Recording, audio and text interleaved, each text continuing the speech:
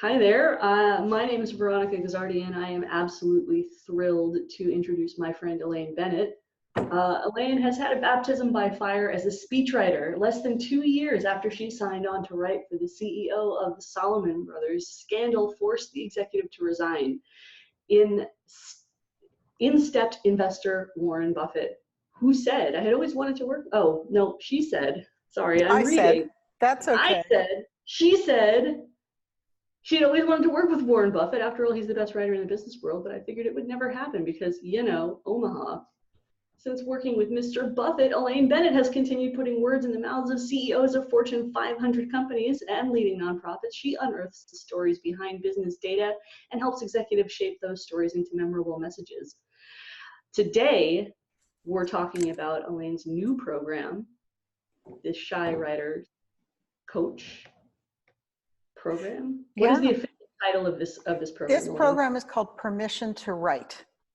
And it's because, I've been writing for 25 years. When you write for a deadline, when somebody's going to pay you for what you write, it's pretty easy to actually make that writing happen. At least I've found that, paying my mortgage is a pretty good motivator. But when you're writing for yourself and nobody's saying, I want to see that chapter by Friday, you can lose focus, and you can get in your head, and it can be hard to find the motivation to write, believe that you have the capacity to write, that you're creative and skilled. And so since I've been coaching people for the last couple of years, I found that a lot of people have problem giving themselves permission to write.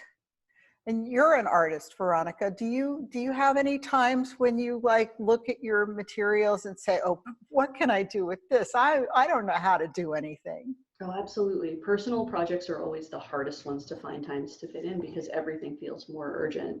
So for somebody like me, I mean, I've got 2 graphic novels that have been sitting, in a drawer in my head for the last 5 years. And it's just because things have become more urgent. So when you've got a project like that in your head, it just gets bigger. Mm-hmm. So for somebody like me, where would you suggest we start to make it become something real instead of just a nebulous whatever? Mm-hmm. Mm-hmm.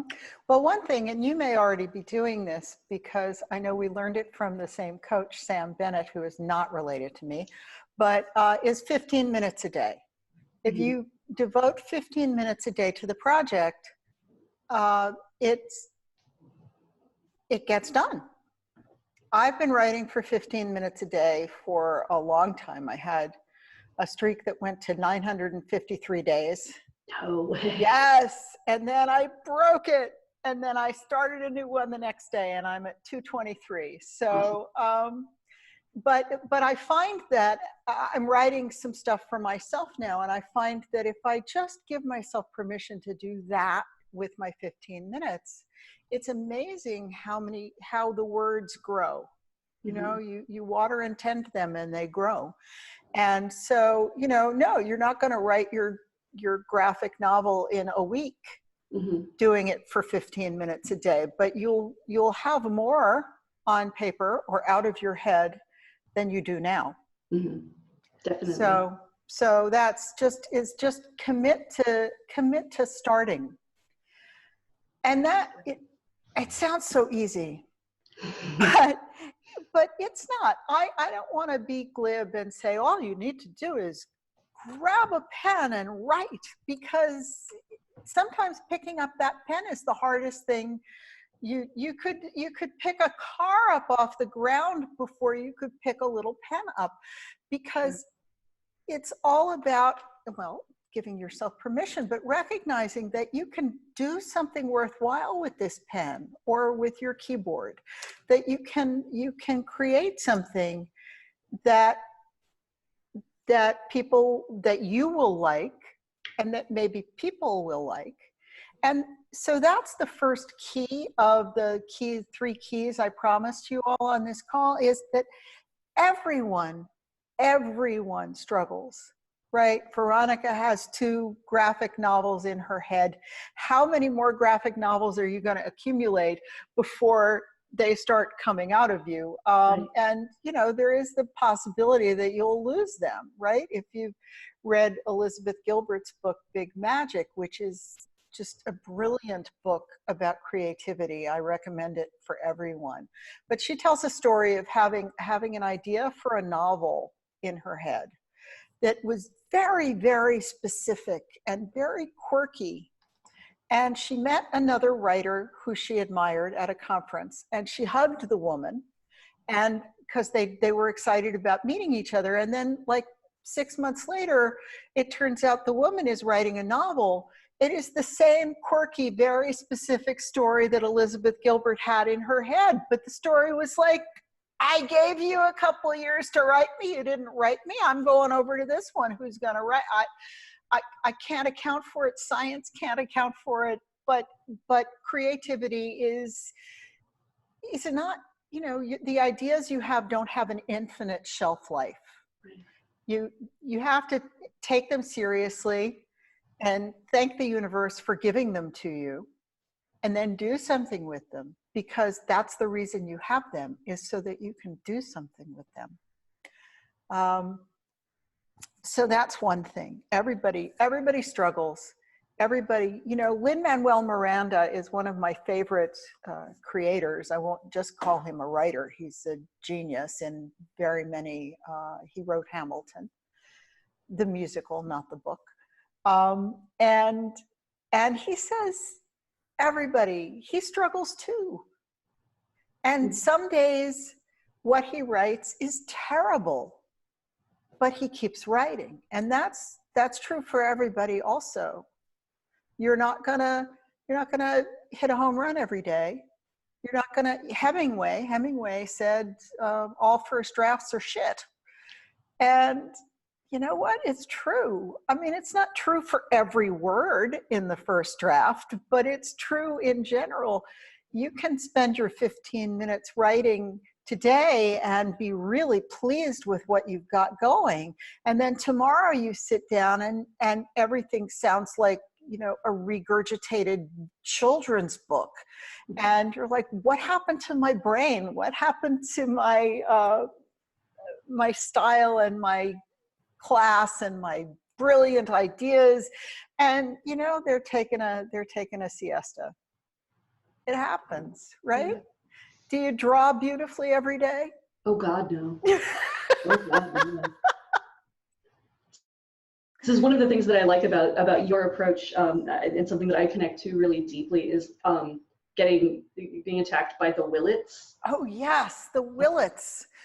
So a couple of years ago, I was writing a project for myself, and I thought, I'm going to take a whole week off and tell my clients I'm not working for them, and I'm going to take a whole week and sit down and work on my project. And that's a great idea, right? So I sat down on the first day and I started to type, and then I started to think, will it be any good? Will it be interesting to people? Will it, you know, further my reputation or trash it? And that's when I realized I was being visited by the Willits. And my portal, my learning portal, I call it the Willits free zone, because we all need to claim that space, put up our little picket fences and say no Willits allowed, because otherwise you're gonna just eat yourself alive. Mm-hmm. You know, you have to, one of the best things you can do when you're starting out, when you're feeling shy, is to let yourself not care about what the end result is going to be. I had a friend who wasn't writing, and then she wrote a blog post. And she came to me and she said, Elaine, I wrote a blog post. I said, that's great. Congratulations. She said, how can I monetize it?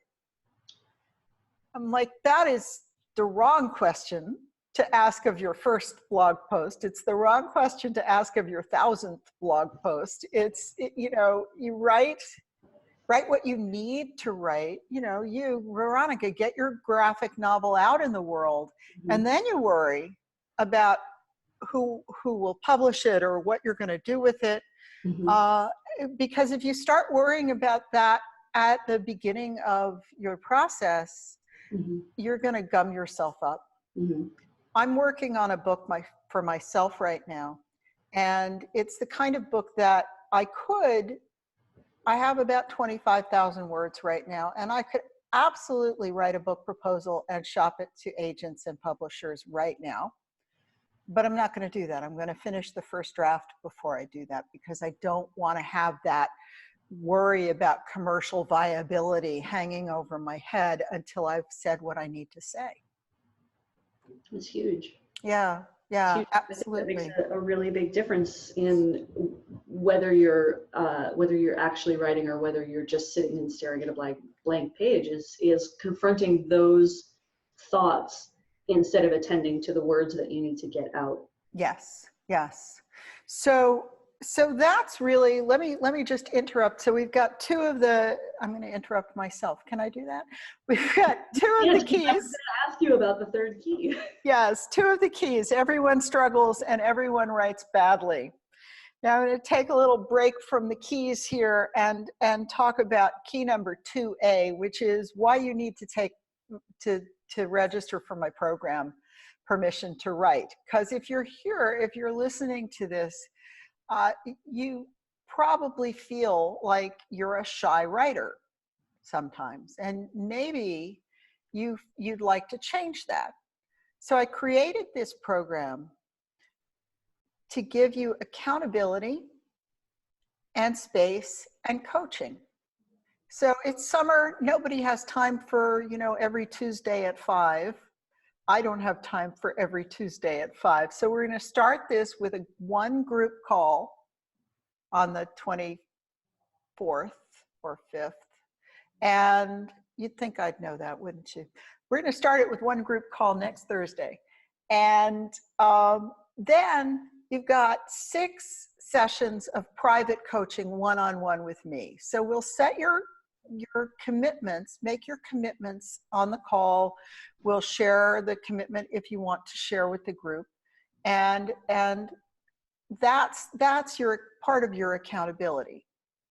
And then you can work on pieces as little or as big as you want, and go through them with me. And if you come to coaching one day and you're like, Elaine, I couldn't do it. I sat down and I froze. We'll talk through that. We'll talk about what's going on. What are you thinking? How do you need to reframe things in order to get going?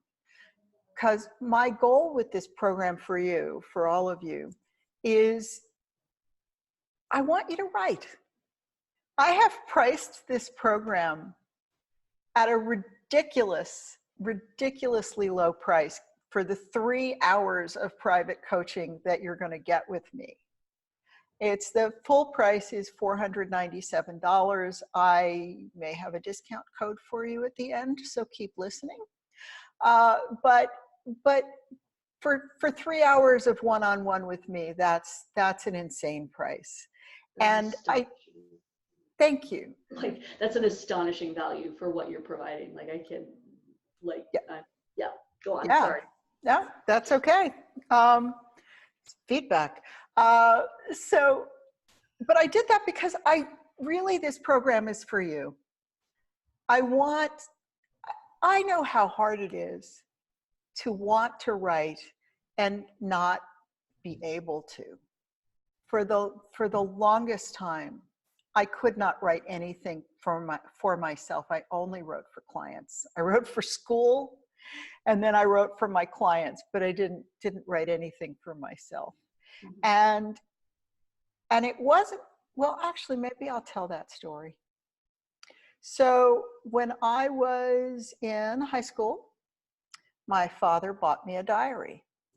and I wrote in that diary. I thought it was a lovely present. You know, he'd known I'd read the Diary of Anne Frank, and I was a writer. And so he thought, you know, this is a great present for Elaine. But what I didn't realize was that as I was writing in my diary and hiding it under my mattress, my father was coming into my room and taking it out from the mattress and reading it. And then one day he called me into my room and told me that the things that I had written were horrible, and anyone who read this diary would think you were a scarlet woman, he said. And I was like, anyone who reads my diary, it's not supposed to be anybody but me. And so really after that, I stopped writing for myself until computers came along, and I could be relatively sure that if I wrote something in the computer and I didn't print it out, nobody was going to read it but me. And so I felt safe then. So I know what it's like to have that work stuck inside you. And that's why I created this program, so that you can use some of your summertime. It's not, you know, intensive. Schedule your coaching sessions when you like, but you can use that time to do something for yourself and make the change that you've been wanting to make. Wow. So let's recap that. That's 1 in group, and then 3 privates. 6 half-hour sessions. 6 half-hours. Yeah, and then we'll follow up with another group session at the end so that everybody can talk about what they've accomplished. We've got a Facebook page, also a private Facebook page, where you can post work if you want to, or you can just post your accountability. Yes, I wrote today, and interact with the other people in the group there. So you've really set this thing up for I'm hearing 2 really big deal things for people who are having trouble. Like, I'm hearing safety and I'm hearing support. Yeah. Like, and this is why my mind is a little bit blown at the price point that you set this at. It, like, really, because like that kind of, like, the kind of one-on-one that you would get from someone who's been doing this for, you know, like forever, who has made her career out of this. It's incredible. Thank you. I should probably mention that I do charge about $300 an hour for my coaching usually. So this is, you know, 3 hours of coaching plus other things for just about what I charge for, you know, an hour and a half. So what does a coaching session, like, what does that time look like for you? Like, let's say it's going really well. Like, what do you expect sessions like that to look like?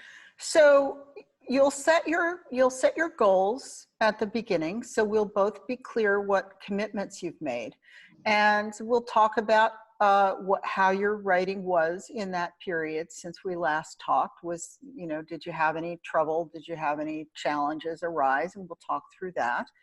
And then we can look at the piece that you've brought. And, you know, I ask that people send me things the day before their coaching sessions so that I have time to look through them. But we'll talk about that, and I'll offer any feedback that you would like. If you don't want feedback, I'm happy to just say congratulations on having written, because that's a big deal for some people. Yeah. I had one private client who worked with me for 6 months before she showed me any of her work. And wow. I was sort of blown away by that, but she really needed that time to build up her trust in me. And so I didn't push her. You know, she was doing what she needed to do. So I won't push you, but if we want to look at the pieces and get some editing suggestions, or maybe some suggests, you know, where you can go next with this in terms of the storyline, or whatever, you know, even a blog post has a storyline. So I'm not talking about fiction. I'm an expert in nonfiction. I have edited fiction, but I'm not sure I could teach you how to write it.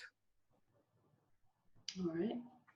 So that story makes me want to ask another question. Yes. In a session wherein we're not sharing writing, Yeah. what do you talk about in a session like that? Like what, like other than just sort of a quick check-in, like, did you write this week? Yes, I did. What happens in those sessions? Is it more philosophical or is it more, like, tell me a little bit about what those sessions are Yeah. like. I mean, I could talk about, whatever's going on with you. Say you say, I've got writer's block.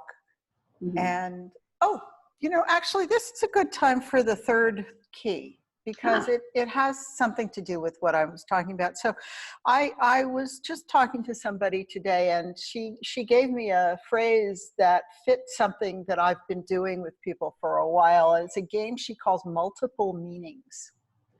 So if you have something that you have, we tell ourselves stories all the time. And if you have something that you are telling yourself a story about, like, I don't know how to write, or the friend I gave my manuscript to hasn't gotten back to me and it's been a week, it must mean that she hates me, she thinks my writing's terrible, and she doesn't know how to tell me. That's a story. So look at that and see how else that story could go. My friend was on vacation this week and I didn't know it. So I sent her the manuscript and she's, off on the Greek Isles. Of course, she's not going to read my manuscript. mhm, Or, she loves it so much that she wants to give it an extra detailed level of attention. And so she's taking her time, but she just hasn't told me. mhm, So, why are you not writing? It's because, my grandkids are in town. God, I mhm, don't have any children. I don't have any grandchildren. But this is a story that I heard from someone once. mhm, And so then, let's look at, how much time do you actually spend with your grandkids every minute of every day? Or can you tear yourself away for 15 minutes? mhm, And how can we get that 15 minutes to be more important to you or less scary to you, mhm. or more available to you? That's a big deal because finding that 15 minutes is a very different thing from committing to 15 minutes because Yes. we all get busy, right? And it's so easy to get busy with other people's stuff Yes. that you just leave your own by the wayside. So like, yeah, finding that in a day where, if I'm, let's say I have, let's say just hypothetically, I have 5 clients whose projects I'm working on in a single week. Where do I find that 15 Right. minutes? Right. And like, I mean, that's a like a legit practical question. Like, where do we find that 15 minutes? Um, Off the top, and Yeah. this is actually the first time, in what you've been saying, this is the first time I've actually considered that. Where do I find that 15 minutes? Well, okay, what about right after dinner, but before I start my evening shift Mm-hmm. of work? I could probably carve it out there. I could probably carve it out right before bed. I could probably carve it out right before coffee. So I've just identified 3 different places where I might be able to find it. So Yeah. thank you for Sure, that. absolutely. Right before bed, I've done that so many times, and that was how I lost my streak because I fell asleep and then I woke up and I was like, oh no, I have to write. So I grabbed my phone and I opened up a document and I tried to type something and it was like garble emoji. It's like, okay, I got to say goodbye to the streak. But yeah, it's just a matter of making it important, right? It's important for you to have coffee every day. So you make time to have coffee every day. Right. Um, and it's like anything. If it's scary, or if it feels like a chore, you're going to push it off and do something else. My desk is never as clean as it is during tax season. Everything, my whole house, you could eat off the floor during tax season because I will do anything but gather those receipts. So if writing is like that for you, you need to find something else that will make it fun. And, another thing you can do is, if you don't have a project, or even if you do have a project in your head, make a list of some of the pieces of the project that you want to write on, or make a list of some blog post ideas that you want to write, or some marketing emails you want to write, whatever it is you're writing. And then when it's time to sit down for your 15 minutes, you don't have to spend the first 12 minutes trying to figure out what to write. You just go to your list and pull something off it and let the fingers fly. That's great. Yeah. This is very valuable stuff.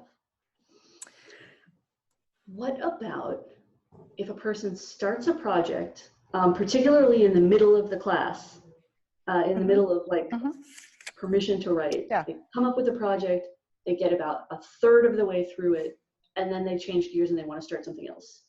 Like, what would you recommend to that person? It's not necessarily a bad thing. I sometimes have, several small pieces that I'm working on for myself. And, I'll write on one day, and then I'll get excited about something else and I'll write on the other one. I think all of those pieces will end up going into the book that I'm writing. So it is sort of moving the ball forward, even if it's on different fields. So you want to make sure that you're dropping the first project for the right reasons and not the wrong reasons. So the wrong reason would be that you get scared, or you let yourself say that it's, not important, it's not good, you can do something better. I mean, sometimes, we get, we're like the dog in the movie Up. We're like a squirrel. And it's not bad, because the squirrel you see might be really a really good idea. It might be a really interesting thing to pursue, but you want to make sure you're pursuing it because it's a creative positive, and not because you're scared of where you've gotten to with the first thing that you're writing. Mm-hmm. I've done that too. I mean, I've gotten to a place where I was like, oh, stuff is getting real now. Do I really want to? Yeah, I should. But, how do you figure that out? That's one of the reasons you have teachers and coaches to work with, or accountability partners, or writers groups, because you don't know by yourself. You can't know. Mm-hmm. Unless you've got superpowers of objectivity, you really can't judge your own work. That's a big deal. Yeah. So like you having a second set of eyes on it, such as yours, like you would help be able to untangle for a person whether or not they've written themselves into a real corner or whether they're just scared. Yeah. Yeah. I mean, I'm not a therapist, so I do the best I can, but I can pretty much tell what's going on with people if they're honest with me. So I give that honesty back. Yeah. That's great. So somebody emailed me some questions that were really good questions. So thank you, Deb. How do you focus and where to begin in an overwhelming world of words? I'm not sure whether those are two separate questions or whether they're the same question. Where to begin? I do not ascribe to the Julie Andrews method, which is start at the very beginning. It's an okay place to start. It's an okay place. It's, if you know what the beginning is, start there. But sometimes we can freeze ourselves up thinking, okay, this is the beginning. It's got to be the best sentence I write. And it doesn't necessarily have to be. And also sometimes I find that the beginnings of things I write, and this is true for the things I write for my clients too, sometimes I find that the first 2 or 3 paragraphs were actually just me sort of warming up and getting into the subject, and that the 3rd paragraph or the 4th paragraph is really where the piece wants to start. So, you know, for instance, you want to write a book. So maybe you already know what the opening scene looks like, or maybe you've got a better clarity about a scene further on in the book. Start there. No, if you get back to do the opening scene at some point and it seems like the middle scene that you've already written is not the right tone or not the right voice, you can rewrite it. It's not a big deal. Mary Karr, who is a wonderful memoirist, wrote a book called The Art of Memoir, Mary Karr with a Karr. And one of the things she said was that her very first memoir, which was called The Liars Club, she spent 8 months writing the first chapter. Wow. And I don't necessarily recommend that, because I would prefer to get the whole first draft out and then go perfect things, because I think sometimes people get too involved in, you know, one sentence or one paragraph and they never move beyond. Mm-hmm. But she wanted to make sure that she had the right voice for the story that she wanted to tell. And so she spent 8 months on that chapter. And once she finished it and got it where it satisfied her, she was able to write the rest of the book. Wow. That was where do you start, right? Like, yeah, what question was I answering? Yeah, so don't try and start in the perfect place, because there is no perfect place. Uh-huh. Just the perfect thing to do is to write whatever that is. And if it works for what you're doing and you end up keeping it in some form or another, awesome.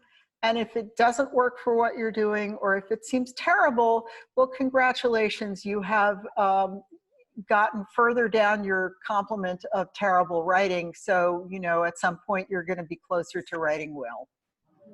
That's the other thing about the 15 minutes a day. The more you write, the better you get. Uh-huh. One of my friends is an artist and an art teacher, and she said that drawing is actually a skill that anybody can learn. You just have to do it every day. Yep. So, you know. Same thing with writing. It's the same thing with writing. Just do it every day and you will get better. Do it every day. Share your work with someone you trust, and you'll get better. And how do you focus? That's a great question.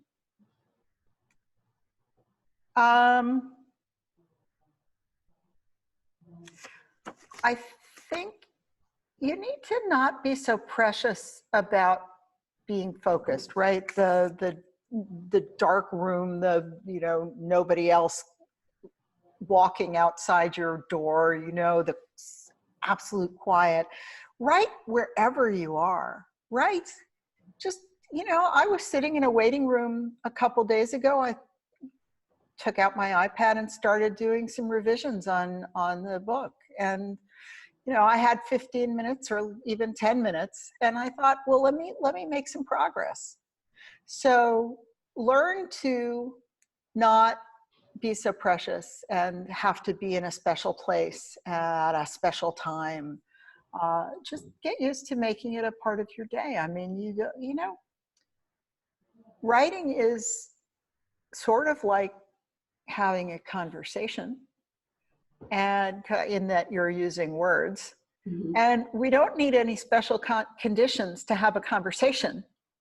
I can talk to you here online. I can talk to you sitting next to you at a table. I can talk to you on the phone, whatever. Well, who talks on the phone anymore? But, yeah, that's Seth Godin, who's one of my favorite marketing gurus. He writes out loud. He will talk out what he's writing, and as a result, his work always sounds like him. Mm-hmm. But he does not believe in writer's block, and I don't believe in writer's block either. And what he says is, you never get talker's block. You never have problem making words come out of your mouth. Why should you have a problem making words come out of your fingers? So just decide that you're going to spend, take it slow. If 15 minutes seems like too much, try 10. But make that commitment to yourself, and you'll be able to learn how to focus. Now, the commitment. If you register by Monday, you can use the code Top Secret to get a discount and get the course for $350. Good Lord. Good Lord. $350. It wasn't already cheap enough. It wasn't already. So Veronica can put it in the chat, the link to register, or you can find it at shywriters.com. Shy like shy writers like you. Shywriters.com will take you to the page where you can register for the course. And when you get to the second page of the registration form, enter the code Top Secret, and you'll get the course for $350. We're going to start, I already said, next Thursday. And, I think you owe it to yourself to do this work, because you've got it inside you, and it needs to come out, and you will feel better about yourself when you engage your creativity. That's great. Thank you, Elaine. You are welcome. Thank you, Veronica. Thank you for making this for people who are, looking for I might argue with Seth Godin, by the way, about like having talker's block, being a person who tends to stutter and edit while she speaks. But I always do manage to find it.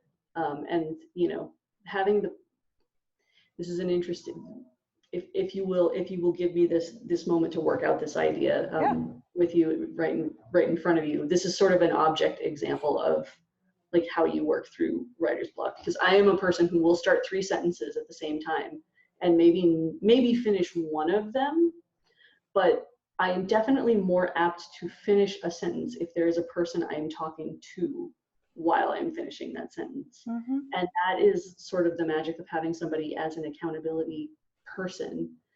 And I think that matters a lot. I think that you providing this space as an experienced person in this realm for people to do exactly that, to like work through verbally what they need to do to get the writing out, is like the value of that is incalculable, because there are so many people who die with books in their heads. Yes.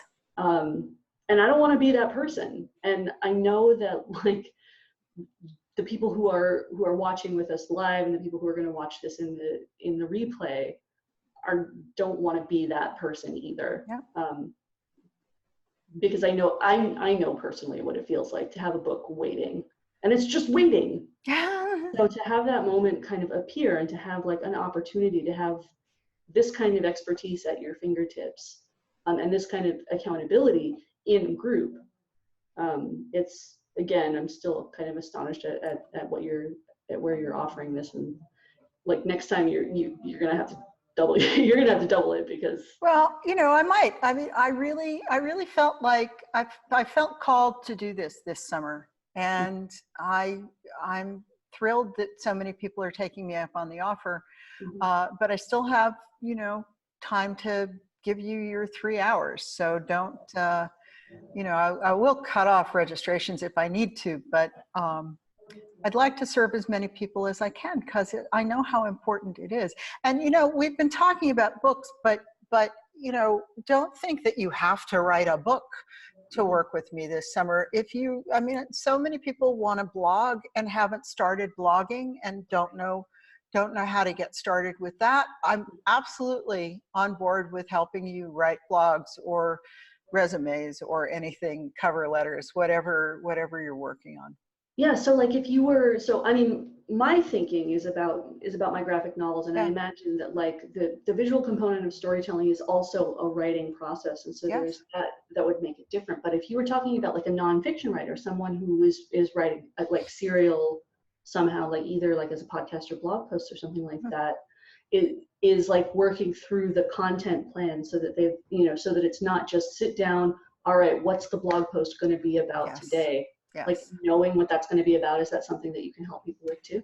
Absolutely. I mean, I think one of the best things that writers do is they carry around something to write on, whether it's an index card or a smartphone. And when you get an idea, jot it down. Or when you see something interesting that you might want to write about, jot it down. Mm-hmm. And then if you can make that a habit, you'll always have a fresh source of material. Nice. So yeah, come in with, you know, spend your first 15 minutes brainstorming blog ideas. Nice. And then go from there. What personally is your idea catcher, Elaine?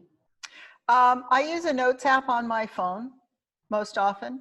And sometimes if I get an idea when I'm driving, I pray that Siri will understand me. You gotta review those notes pretty often, or they're gonna be gobbledygook and you're not gonna know what it was that you were trying to say. So, yeah. That's a splendid idea. Sitting in your car commuting, like writing doesn't have to be writing. It doesn't have to be typing. It can be talking into your phone. Yeah, well, I mean, with Siri, I only give her short ideas and a couple of words, maybe a sentence, because she's not capable of absorbing much more. Mm-hmm. But if you had a better note-taking app, you can talk out your ideas when you're driving and then clean them up later in the day. Mm-hmm. That's wonderful. Yeah. So yeah, what about do you work exclusively with prose people, or can you work with poetry people also? No, I can work with poetry people too. I've had people who were people who worked with me in a long 6-month program, and they wrote all sorts of things: prose, children's stories, and poetry. And I can definitely work with that. It's really fun. You know, it's always, even if you're not going to be a serious poet, it's fun to write poetry. Sometimes it's a great exercise to give yourself, whatever kind of, whether you want it to rhyme or whether you want it to not rhyme. I had one woman who used to write graphic poetry with, you know, she wrote a poem about a mountain and the lines went like that. Oh. Little design elements in there too. Design element, and it was brilliant. It was really good writing too. So it's fun. I love working with people. Good. Yeah. So prose, poetry, fiction, nonfiction, graphic novels, sales copy, blog posts. Elaine, is there anything that you won't do?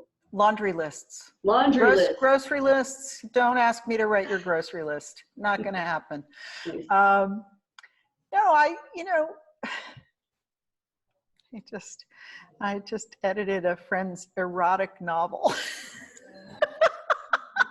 That'll happen. Am I blushing? I'm blushing. It was really good though. So, yeah, so write for yourself. Make a list of things you want to write, carry around some paper or a smartphone. Recognize that nobody thinks they're brilliant. Everybody thinks that they're not brilliant, basically. It's a really hard thing to do, to get to the point where you can say, yes, I like this thing I just wrote. And you know, that's not a bad thing, because it's good not to fall in love with your writing the minute you write it, because chances are it's going to need to be revised, because Hemingway, everybody's first draft is shit.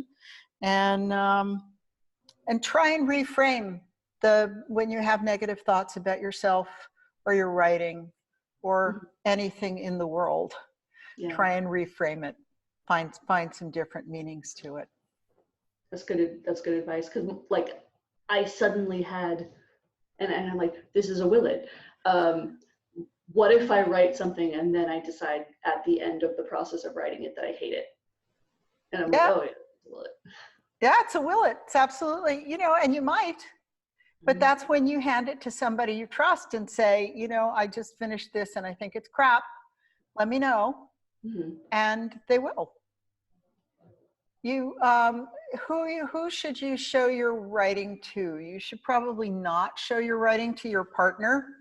You should probably not show your writing to your parents, or even maybe your best friend, unless your best friend is a writer who's better than you. Because some people friends are caught up in, when you do show your writing to anyone, set clear expectations about what you want, right? I'm open for criticism. I'm open for your comments, or please just read this and tell me it doesn't stink. You don't have to tell me anything more detailed about that than that, And I have been surprised myself when I've sent pieces off to my friend who serves as my writing accountability buddy. And I sent her something once and I was like, I'm not sure this is really any good. And she's like, of course it is. Just do 2 things and it'll be way better. And so I did, and learned another lesson about how you can't judge your own work. Don't judge your own work, people. Be kind to yourself and find someone else who'll work with you and be kind with you also. I think that's probably a good place to end. Okay. Do you have any other questions? Did anything come up? I think we may have covered the things that I was thinking of. Let's reiterate again that people can find the registration page at shywriters.com, shywriters.com. Yep. How long do they have to use the code Top Secret? Top Secret is good until Monday. Top Secret's so Monday. You've got the weekend.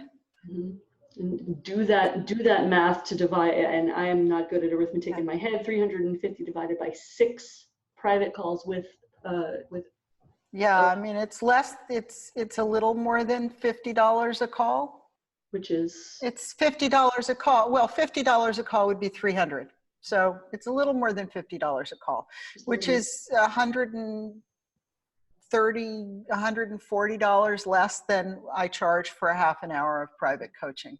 Plus the 2 group sessions and the private Facebook group where you can get that feedback of similarly committed writers who are where you are, which is, as somebody who also has an accountability group of her own, like this is an absolutely invaluable resource to have people on this journey with you. Yes. So like really what you're doing, Elaine, is you're creating the space that every shy writer needs to get out of their own head and onto the page. And that's just absolutely remarkable. So thank you. We can keep the Facebook group open after the program is over if you guys want to keep being accountable to each other. And I've had lots of groups who've wanted to do that. So that's great. So don't be shy. Thank you very much, Veronica. It's lovely to talk to you as always. Thank you to all of you. And step up, Top Secret, $350. See y'all in there. Bye.